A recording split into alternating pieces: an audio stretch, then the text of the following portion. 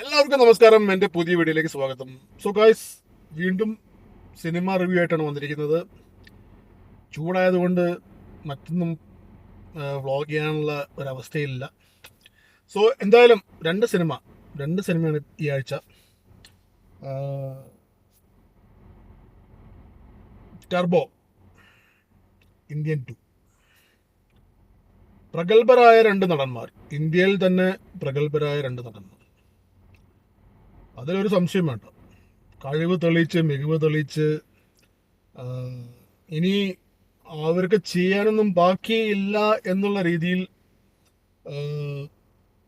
എന്താ സിനിമാ ലോകത്തിന്റെ അഭിനയത്തിന്റെ ഉന്നതങ്ങളിലിരിക്കുന്ന രണ്ട് നടന്മാർ, പ്രഗത്ഭരായ നടന്മാർ. പക്ഷേ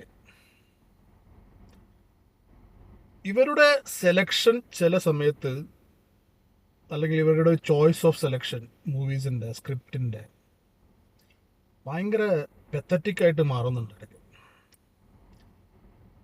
ഇപ്പോൾ ടർബോ മലയാള സിനിമയാണ്, അറബിയിൽ വരെ ഇറക്കുന്നുണ്ടെന്നാണ് ഞാൻ കേട്ടത്. അറബികൾക്ക് ചിലപ്പോൾ ഇഷ്ടപ്പെടുമായിരിക്കും. പിന്നെ കുറെ ഫാൻസിന് അവർക്ക് ഇഷ്ടപ്പെടും, മമ്മൂട്ടി ഫാൻസിന്. അല്ലാതെ ഒരു ശരാശരി സിനിമ പ്രേമിക്ക് ഈ സിനിമ ഇഷ്ടപ്പെടുന്നുണ്ടാവുമെന്ന് എനിക്ക് തോന്നുന്നില്ല. അല്ലെങ്കിൽ ഇനിയിപ്പോൾ എൻ്റെ കുഴപ്പം കൊണ്ടായിരിക്കാം, എനിക്കറിയില്ല. സിനിമയിൽ ഉടനീളം ഒരു എന്താ പറയുക, ഒരു ഗിമ്മിക്ക്, അതാണ് ഞാൻ കണ്ടത്. ഒരു സ്റ്റോറിയോ അല്ലെങ്കിൽ ഒരു സ്ക്രീൻ പ്ലേയിലെ മികവോ അല്ലെങ്കിൽ ഒരു ഒരു ഒരു വെച്ച് കെട്ടി ഉണ്ടാക്കിയൊരു സംഭവം എന്നൊക്കെ പറയുക, അങ്ങനെ ഒരു സംഭവം, ഒരു എന്തിനോ വേണ്ടി തിളയ്ക്കുന്ന ഒരു സാമ്പാർ പോലെ ഒരു സിനിമ. എന്താണ് അതിൽ കാണിക്കുന്നതെന്ന് എനിക്കെന്നെ ഒരു ഒരു ഇതുമില്ല. തമിഴ്നാട്ടിൽ പോകുന്നു, അവിടെ അടി ഉണ്ടാക്കുന്നു, അവിടെ പ്രശ്നങ്ങൾ ഉണ്ടാക്കുന്നു, അവിടുത്തെ വലിയൊരു ആളെ, അതും മന്ത്രിമാരും അവരൊക്കെ വിറപ്പിക്കുന്ന ഒരാളായിട്ട് അടി ഉണ്ടാക്കുന്നു, അയാളെ ലാസ്റ്റ് കൊല്ലുന്നു, തിരിച്ചെത്തും മനസ്സിലാവുന്നു അയാളെക്കാളും വമ്പൻ Rolex Rolex call me sir, അങ്ങനെയൊക്കെ ഒരു സംഭവം അവിടെ ഉണ്ടെന്നാണ് ലാസ്റ്റ് മനസ്സിലാക്കുന്നത്.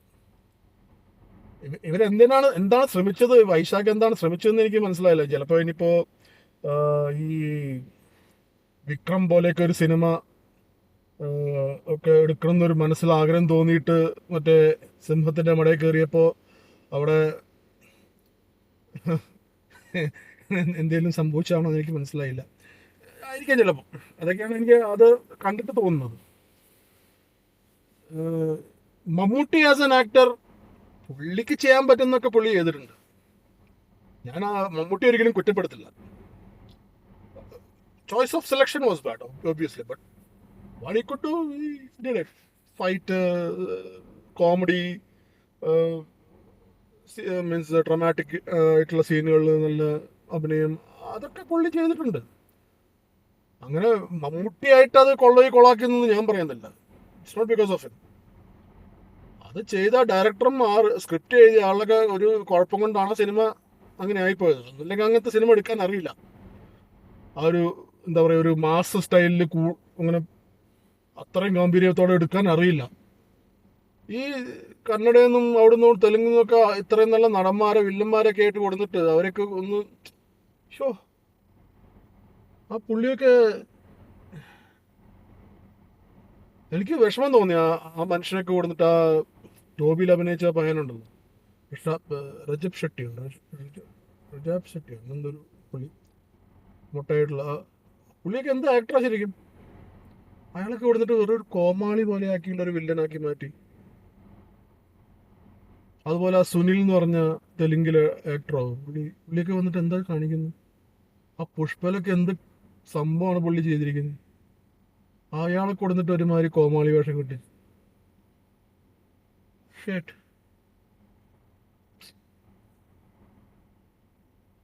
ആകെ കൂടി ഒരു എന്താ പറയാ, ഞാൻ തിയേറ്ററിൽ കണ്ടിട്ട് പലരും പല അഭിപ്രായം പറഞ്ഞ എല്ലാവരും പൊതുവെ ഒരു നെഗറ്റീവ് അഭിപ്രായമാണ് എന്നോട് പറഞ്ഞത്, എന്നെ അറിയാവുന്ന ആൾക്കാരൊക്കെ. ആരും ഒരു പോസിറ്റീവായിട്ട് ഇത് കാണാൻ പറ്റുന്ന മൂവിയാണെന്ന് ആരും ഇതുവരെ പറഞ്ഞില്ല. പക്ഷെ എന്തായാലും ഒ.ടി.ടിയിൽ വന്നാൽ നമ്മൾ എന്തായാലും കാണുമല്ലോ. അപ്പോൾ പക്ഷെ അത് ഇത്രയും വേഴ്സ് ആയിട്ടുള്ള ഒരു സിറ്റുവേഷൻ ആണെന്ന് ഞാൻ വിചാരിച്ചില്ല. എനിവേ, ടർബോ സെക്കൻഡ് പാർട്ട് ഇറങ്ങുമ്പോൾ ഇന്ത്യൻ 2 ഇറങ്ങിയതിൻ്റെ അതേ അവസ്ഥയാവുന്നതാണ് എനിക്ക് പറയാനുള്ളത്. അപ്പോൾ ടർബോ അങ്ങനെ.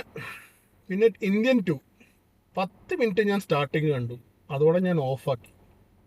താത്ത എവിടുന്നോ വിയറ്റ്നാമിൽ നിന്നോ അവിടെ നിന്ന് അങ്ങോട്ട് അവിടെ കാണിക്കുമ്പോൾ തന്നെ എനിക്ക് ഭ്രാന്ത് പിടിച്ചു. ആ ഒരു ബോട്ടിലൊക്കെ ഉള്ള സീനുണ്ടല്ലോ, ഓ മാരകം എന്ന് പറഞ്ഞു കഴിഞ്ഞാൽ അതിമാരകമായിട്ടുള്ള വെറുപ്പിക്കലിൻ്റെ ഒരു മൂർധാവസ്ഥയിലെത്തിയിരിക്കുന്ന ഒരു സിനിമ ഇന്ത്യൻ 2.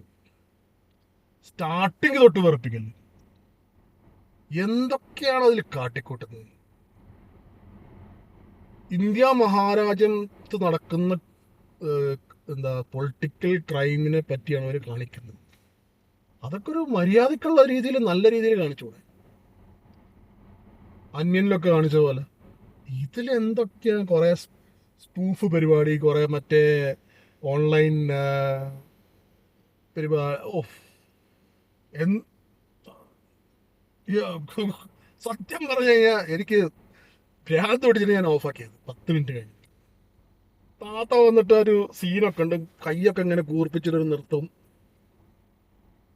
പിന്നെ നാരയെന്ന് കത്തിയെടുക്കുന്നു. പിന്നെ അങ്ങോട്ട് ഞാൻ കണ്ടില്ല, അതുകൊണ്ട് പിന്നെ എനിക്കറിയില്ല എന്താ സംഭവിച്ചത്. അതോടെ ആ 10 മിനിറ്റ് കഴിഞ്ഞോടുകൂടെ തന്നെ ഞാൻ ഓഫാക്കി. അപ്പോൾ ഇതുപോലെ 2 സിനിമ കണ്ട് സമയം പോയി എന്നല്ലാതെ വേഴ്സ്റ്റ് എക്സ്പീരിയൻസ്. പ്രത്യേകിച്ച് ഇന്ത്യൻ 2. നമ്മളെ ടർബോ പിന്നെ കുറച്ചെങ്കിലും കോപ്രായങ്ങൾ നമുക്ക് കണ്ടിരിക്കാം. പക്ഷേ ഇന്ത്യൻ 2 അൺസഹിക്കബിൾ ആയിരുന്നു, ഒരു രക്ഷയില്ല. ഈ ഒരു ആഴ്ചയിൽ വന്ന, അല്ലെങ്കിൽ ഈ ഒരു മാസത്തിലിറങ്ങിയ 2 വമ്പൻ ഫെയിലിയേഴ്സ് എന്ന് തന്നെ പറയാം. ഇനിയിപ്പോൾ ടർബോ മലയാളത്തിൽ നിന്ന് അറബിയിലൊക്കെ മൊഴി മാറ്റി ഇറക്കുന്നൊക്കെ പറയുന്നുണ്ട്. അതിൻ്റെ ഒരു അവസ്ഥ എന്താണെന്ന് കണ്ടു നോക്കണം. അറബിയിൽ എങ്ങനെയായിരിക്കും മാഫി മുഷ്കിൽ കൊല്ലു എന്നൊക്കെ പറഞ്ഞിട്ടുള്ള ഡയലോഗുകളൊക്കെ ഉണ്ടാവുമല്ലോ. അയ്യോ, ചില സീനൊക്കെ ഉണ്ടല്ലോ, ചിരിക്കണോ കരയണോ എന്ന് പറയാൻ പറ്റാത്ത രീതിയാണ് ചില കോമഡിയൊക്കെ വെച്ചിരിക്കുന്നത് ടർബോയിൽ. മലയാളത്തിൽ സാധാരണ ഇത്രയും പത്തറ്റിക് ആയിട്ടുള്ള കോമഡീസ് ഒന്നും ആരും ചെയ്യാറില്ല, എന്നാലും ചില സീനൊക്കെ അങ്ങോട്ട് ഇതായിപ്പോയി. പിന്നെ ആക്ഷൻ, അതിൽ മമ്മൂക്കൊക്കെ ചെയ്യാൻ പറ്റുന്ന കുറച്ച് ആക്ഷൻസ് ഉണ്ട്. അത് പുള്ളി എല്ലാ ഫിലിമിനും ബിഗ് ബി ഒക്കെ പോലത്തെ ആ സ്റ്റൈൽ അതൊക്കെ നിന്ന് ചവിട്ടുന്നതും, പിന്നെ അതിൽ ഓവറാക്കിയിട്ട് ഈ പറന്നൊക്കെ അടിക്കുമ്പോഴുള്ള സീനുണ്ടല്ലോ, ഈവൻ അത് മോഹൻലാൽ പുലിമുരുകനിൽ ചെയ്യുന്നവരെ അതൊരു എന്താ പറയുക, എനിക്കത് ഭയങ്കര ഓവറായിട്ടാണ് തോന്നിയത്. പക്ഷെ ഇത് കുറച്ച് അസഹ്യമായി. പിന്നെ തോക്കെടുത്തിട്ട് വെക്കുന്ന സീനും, ബസ്സിൻ്റെ ഉള്ളിൽ അടിയും, എൻ്റെ പൊന്നോ. പിന്നെ ഈ വില്ലന് മീൻകച്ചവടമായതുകൊണ്ട് എപ്പം നോക്കിയാലും കുറെ ട്യൂണനെ തൂക്കിയിട്ടിട്ടുണ്ട്. അതുകൊണ്ട് ഫിലിമിൽ എല്ലാവർക്കും നന്നായിട്ട് ഭക്ഷണം കിട്ടിയിട്ടുണ്ടാവും. ഇടയ്ക്ക് നമുക്ക് 2 പെണ്ണുങ്ങളും തൂക്കിയിടാൻ പറ്റും അതിൻ്റെ മുകളിൽ. അത്രയും വലിയ ട്യൂണയാണ് ആ പിടിച്ച് തൂക്കിയിട്ടിരിക്കുന്നത്. അതെനിക്ക് ഇഷ്ടപ്പെട്ടു. വേറെ ഇതൊന്നുമില്ലല്ലോ, മറ്റേ എന്താ മയക്കുമരുന്നും ഇതൊന്നും ചെയ്യുന്നില്ലല്ലോ. അത് നല്ല കാര്യം, നല്ല വില്ലനാണ്. മീൻ കച്ചവടം നടത്തിയിട്ടല്ലേ പുള്ളി കാശുണ്ടാക്കുന്നത്, പിന്നെ അതുപോലെ ബാങ്കിൽ നിന്ന് അടിച്ച് മാറ്റിയിട്ടു. അല്ലാണ്ട് ഈ ഇതുപോലെ കള്ളക്കടത്തും മയക്കുമരുന്നും ബോംബുണ്ടാക്കലും ടെററിസം ഒന്നും അല്ലല്ലോ വില്ലൻ്റെ പരിപാടി. നല്ലൊരു വില്ലൻ, പാവപ്പെട്ട. അത് ഏറി കൊണ്ടായിട്ട് അതിൻ്റെ ഉള്ളിൽ പണി ഉണ്ടാക്കിയതാണ്. പുള്ളി നന്നായിട്ട് അടിച്ചു മാറ്റി മരിച്ചുപോയ ആൾക്കാരെ അക്കൗണ്ടിൽ നിന്ന് കാശ് അടിച്ചു മാറ്റി മര്യാദയ്ക്ക് ജീവിച്ചിരുന്നത്. ഈ പെണ്ണും മറ്റവനും കൂടി കൊണ്ടുപോയിട്ട് ആപ്പ് വെച്ചതാണ്. അതുകൊണ്ട് നല്ലൊരു വില്ലൻ മരിക്കരുതായിരുന്നു എന്ന് ഞാൻ പ്രാർത്ഥിച്ചു പോയി. സോ എനിവേ ഗൈസ്, ഇതുപോലത്തെ നല്ല സിനിമകളൊക്കെ ഞാൻ കാണുകയാണെങ്കിൽ ഞാൻ വീണ്ടും റിവ്യൂ ആയിട്ട് വരാം. അപ്പോൾ ബൈ.